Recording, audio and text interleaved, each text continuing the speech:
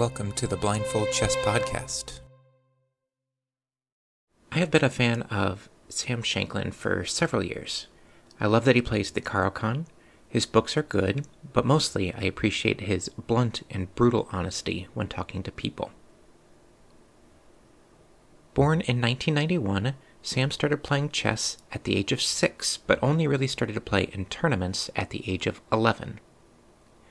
When he was 17, he started making a splash nationally and internationally by winning the Pacific Coast Open, the California State Championship, and tying for first at the World Youth Under-18 Chess Championships, where he earned his international master title. In 2010, he won the U.S. Junior Championship in back-to-back Armageddon games, qualifying him for his first U.S. Chess Championship. The following year, he earned his Grandmaster Title and participated in the World Cup. He advanced to the second round by having the largest upset of the tournament, defeating the 18th seed Peter Leko, while Shankland himself was seeded 111th. In his second Chess Olympiad event in 2014, he took home gold for his performance as a reserve player with a 9 out of 10 score and a performance rating of 28-29. He also defeated Grandmaster Judith Polgar in her last professional game before she retired. 2018 was a banner year for Shankland. He not only qualified, but he also won the U.S. Chess Championships in St. Louis amongst a field that included 3 of the top 10 players in the world. In that tournament, he increased his rating to 2701, becoming the 7th American in history to break the 2700 rating barrier.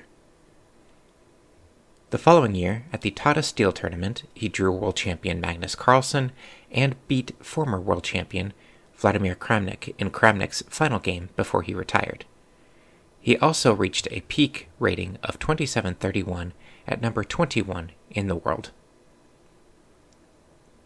In 2021, he won the Prague Masters tournament with a performance rating over 2900, the highest the tournament has ever seen. A couple of fun facts about Shankland: he has been an analyst for Magnus Carlsen in his World Championship preparation in 2014 against Anand and 2016 against Karyakin. He was also featured on Fox's survival show, Kicking and Screaming. Sam is also a successful author. He has written 4 different books, but he doesn't do it for the money, and he doesn't do it for the education of others. In an interview with World Chess YouTube channel, he said, quote, "I don't really write books for other people. I write them because it forces me to train really well. Whenever I think of some idea of something I want to work on a lot, I think, well, if I force myself to write a book about it, maybe I'll work on it even better." End quote. That said, his newest 448-page book is called Theoretical Rook Endgames and is available on his website. In the span of 14 years, Shankland went from playing in his first tournament at the age of 11 to winning the U.S. Chess Championship that featured 3 of the top 10 players in the world. In his career, he has participated in 11 U.S. Chess Championships in 13 years, been a 3-time medalist on 10 different U.S. Olympiad teams, and aided a world champion in their preparation. Sam is that iconic role model for hard work and determination when pursuing a goal. This week, we are going to the 2010 Philadelphia Open. Sam Shankland versus Vladimir Romanenko. Now, if we're ready, let's begin. 1. Pawn to e4. Pawn to c5. 2. Knight f3. Pawn to d6. 3. Pawn to d4. Pawn c captures d4. 4. Knight captures d4. Knight f6. 5. Knight c3. Pawn to a6.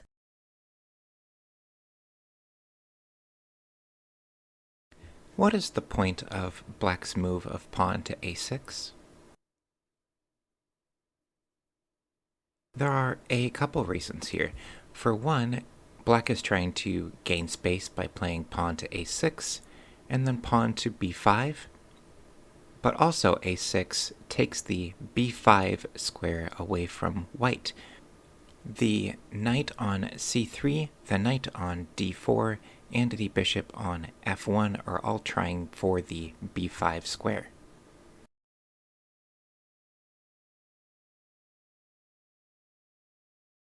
Six. Bishop e3. Pawn to e5. 7. Knight b3. Bishop e6. 8. Queen d2. Queen c7.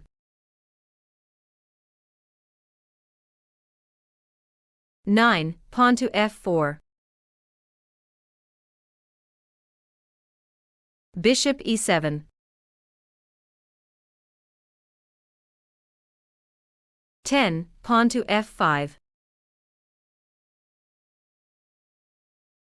Bishop c4. 11. Queenside castle. Knight b to d7. 12. Pawn to g4.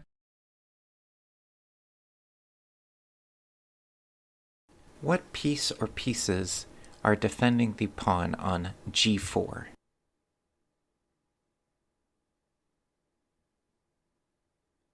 There is currently nothing defending the pawn on g4. This is a pawn sacrifice from white's perspective. If you were white, what do you think your idea is?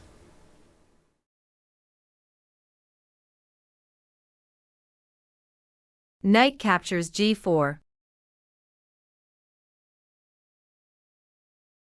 13. Rook g1.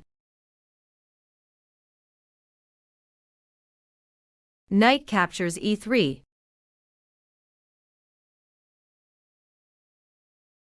14. Queen captures e3. Rook c8.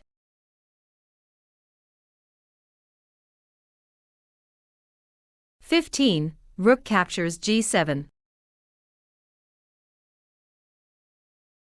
Pawn to h6.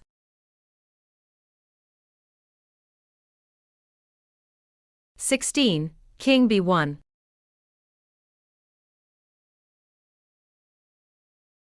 With all of the play on the queen side the last couple of moves, the move king to b1 feels a little abstract, but there are some solid ideas behind it.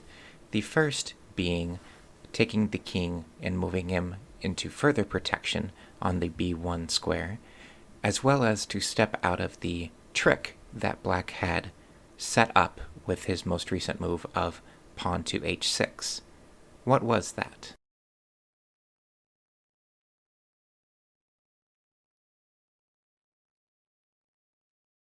That would be the black bishop from e7 going to g5, skewering the queen on e3 and the king on c1.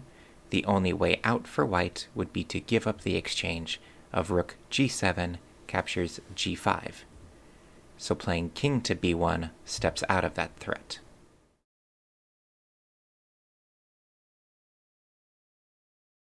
Bishop g5.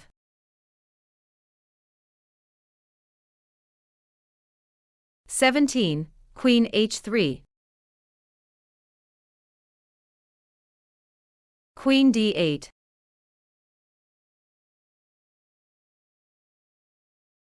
18. Bishop captures c4. Rook captures c4.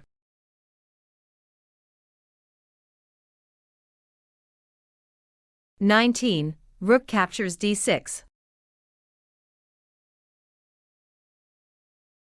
Queen e7.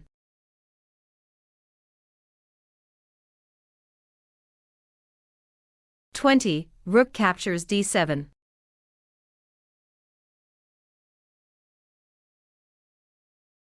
Black has two ways to recapture the rook on d7, one being the queen on e7, and one being the king that is on e8. What are the downsides of each of those captures?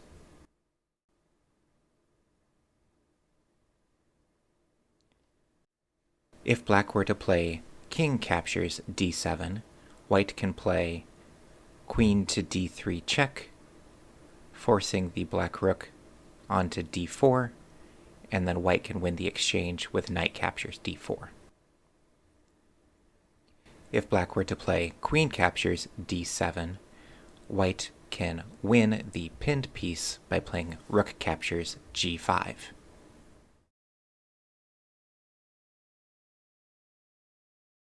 Queen captures d7.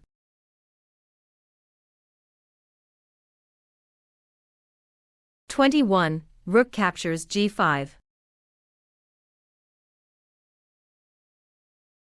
Rook c6.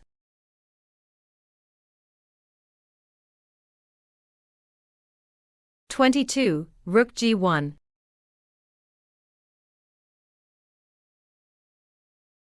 Rook d6.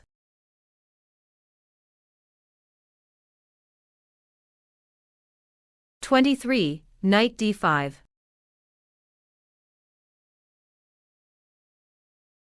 Queen f4.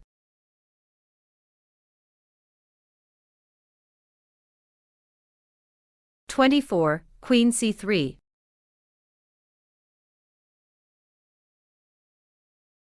Black resigns. Queen to c3 is such a powerful way to end the game.